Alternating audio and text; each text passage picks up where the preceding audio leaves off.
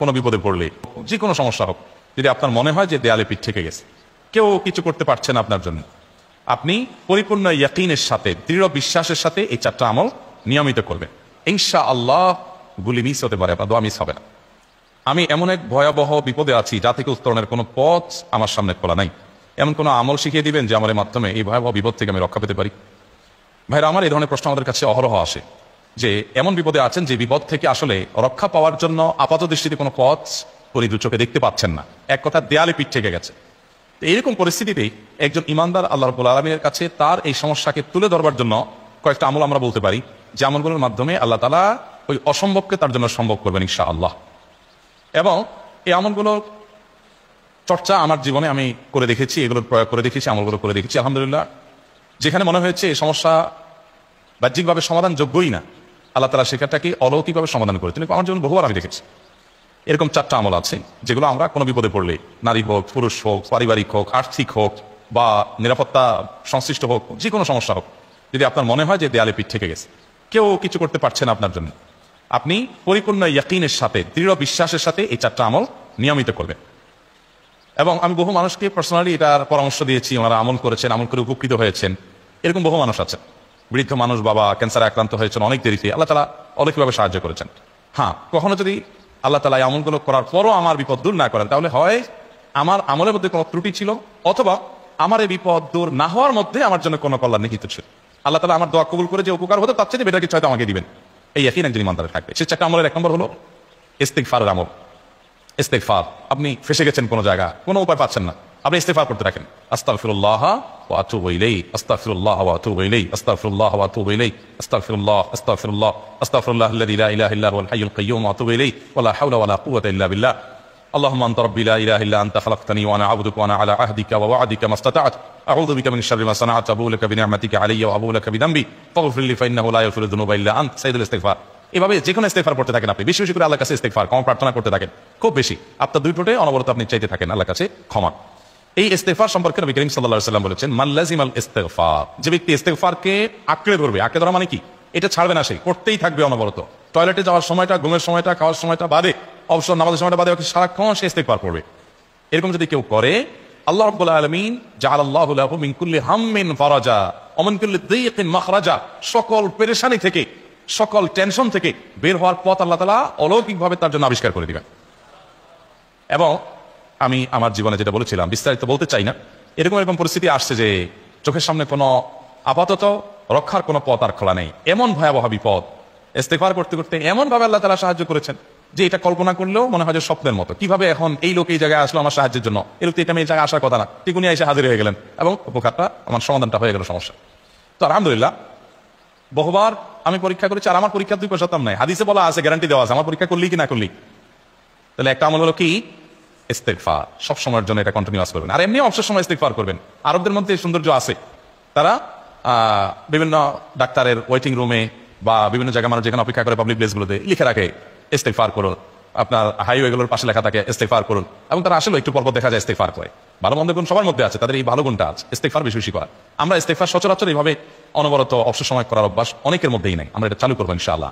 বিশেষ করে যখন কোনো সমস্যা হবে তখন ইস্তিগফার চলতে থাকবে মুখে অনবরত, ধীরে ধীরে মহব্বতের সাথে নিজেকে, নিজের পা অপরাধগুলোর কথা স্মরণ করে আল্লাহর কাছে মাফ চাইতে থাকবে, পেরেশানি দূর হবে ইনশাআল্লাহ। এক নাম্বার দুই, দুরূদ, নবী করিম সাল্লাল্লাহু আলাইহি সাল্লামের প্রতি দুরূদ পাঠ করা। এটা যদি আপনি নিয়মিত করতে থাকেন মহব্বতের সাথে, আল্লাহুম্মা সাল্লি আলা মুহাম্মদ ওয়া আলা আলি মুহাম্মদ কামা সাল্লাইতা আলা ইব্রাহিম ওয়া আলা আলি ইব্রাহিম ইন্নাকা হামিদুম মাজিদ, আল্লাহুম্মা বারিক আলা মুহাম্মদ ওয়া আলা আলি মুহাম্মদ কামা বারাকতা আলা ইব্রাহিম ওয়া আলা আলি ইব্রাহিম ইন্নাকা হামিদুম মাজিদ।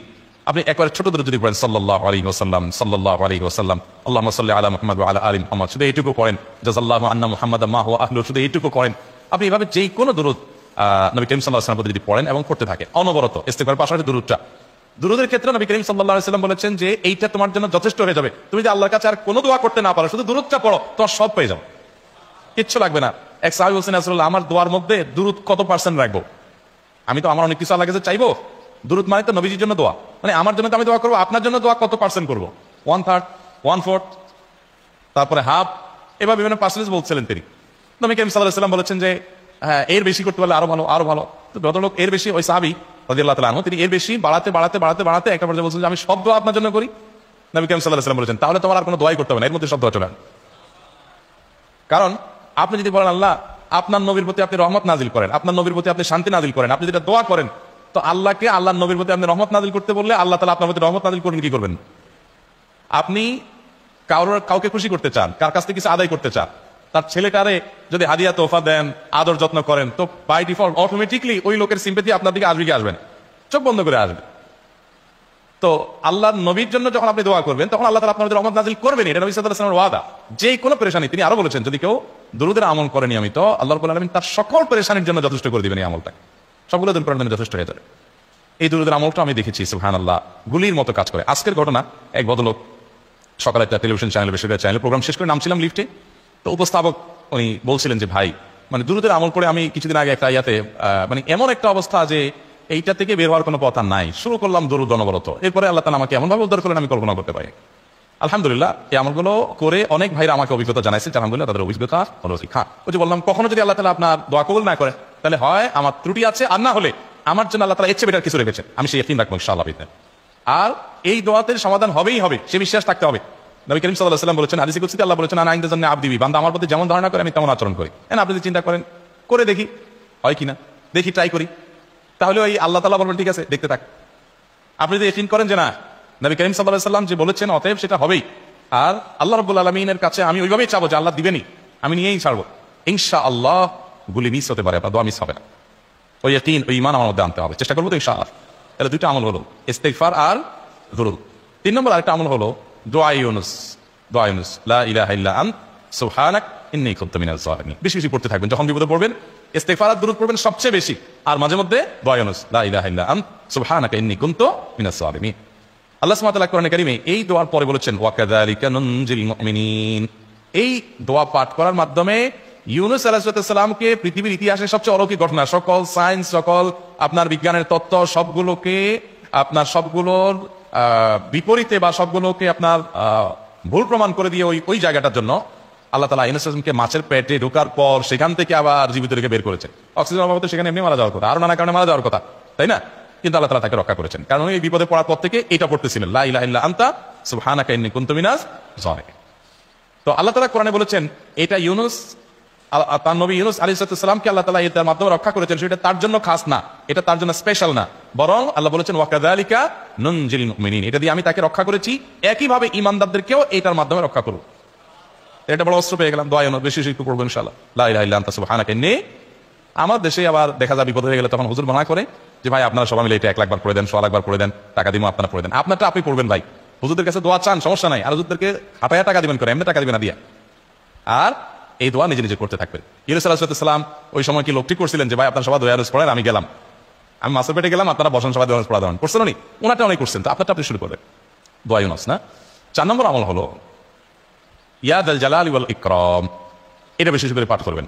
নবী করিম সাল্লাল্লাহু আলাইহি ওয়াসাল্লাম বলেছেন আলিযু বিয়া যাল জালালি ওয়াল ইকরাম, ইয়া যাল জালালি ওয়াল ইকরাম, এটাকে তোমরা আঁকড়ে ধরবে। ইয়া যাল জালালি ওয়াল ইকরাম মানে কি? এটা আল্লাহকে ডাকা, আর কিছু না। এবং হাদিসে বর্ণিত দোয়া, এটা মাসনুন দোয়া। ইয়া যাল জালালি ওয়াল ইকরাম মানে হে মহা ক্ষমতার অধিকারী, প্রতাপশালী এবং সম্মানের মালিক, এটা বলার মানে হলো আল্লাহর কাছে নিবেদন করা, যেহেতু আপনার প্রতাপ আছে, আপনার জালাল আছে, আপনার বড়ত্ব আছে, এই বড়ত্বের অধিকারী এবং হে সম্মানের অধিকারী, আপনার যেটা আল্লাহ তাআলা এটা আপনার যদি এটা আছে, অতএব হে আল্লাহ আপনি আমাকে এটা দান, আপনার সেখান থেকে আমার প্রতি রহম করুন, আপনার সেখান থেকে আমাকে, আপনার বড়ত্ব থেকে আমাকে আপনি হেফাজত করুন, আপনার একরাম থেকে আমাকে আপনি আপনি আমাকে রহম করুন। তো সেই দোয়া আল্লাহ তাআলার কাছে নিবেদন করতে পারি, ইয়া যাল জালালি ওয়াল ইকরাম। এর পাশাপাশি তাহাজ্জুদের নামাজ এবং যে কোনো নফল নামাজ, কারণ নবী সাল্লাল্লাহু আলাইহি ওয়াসাল্লাম ইজা হাযাবাহু আমরুন সাল্লা, নবীজি সাল্লাল্লাহু আলাইহি ওয়াসাল্লামের কোনো পেরেশানি শুরু হলে আগে ওযু করে 2 রাকাত নামাজ পড়তেন, ওযু করে 2 রাকাত নামাজ পড়তেন। আমাদের যখন পেটে ব্যথা শুরু হয় আগে কার কথা মনে পড়ে? ডাক্তারের কথা মনে পড়ে।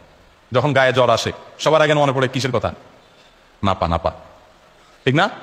জ্বর আসছে গায়ে, সবার আগে আমরা কি চিন্তা করি? নাপা। নাপা আপনি চিন্তা করেন, খান, নিষেধ না তো, ওষুধ গ্রহণ করা সুন্নত, নবী সাল্লাল্লাহু আলাইহি ওয়াসাল্লাম নির্দেশ করেছেন ওষুধ সেবন করতে, আপনি করেন, ভালো কথা।